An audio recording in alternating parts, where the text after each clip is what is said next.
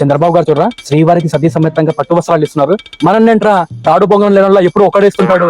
అన్న ఏ చేసినా రాజన్న రాజ్యం కోసమే కదరా. ఏం చెప్పావురా?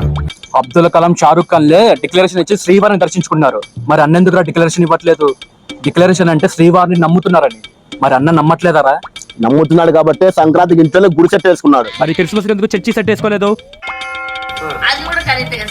వెంకటేశ్వర స్వామి గుడిలో ఎందుకు పెట్టారు ఈ చట్టం, డిక్లరేషన్ చట్టం? ఎందుకు ఇటువంటి దరిద్రపు చట్టాలు ఇంకా కొనసాగిస్తున్నారని అడుగుతున్నా. వెంకటేశ్వర స్వామి ఒకటే కాదు కదా హిందూ మతం అంటే.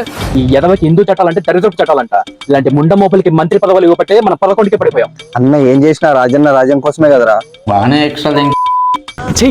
నేను వైసీపీ కంటే ముందు ఒక హిందువులరా. నాయకుడు అంటే తన మతంతో పాటు పరమతాన్ని కూడా గౌరవించాలి, రక్షించాలి. మన ఆచారాలను ఆచరించలేవాడు, మన దేవుల మీద నమ్మకం లేనివాడు, మన ధర్మాన్ని పాటించలేని వాడు ఎప్పటికీ మన నాయకుడు కాలేడు.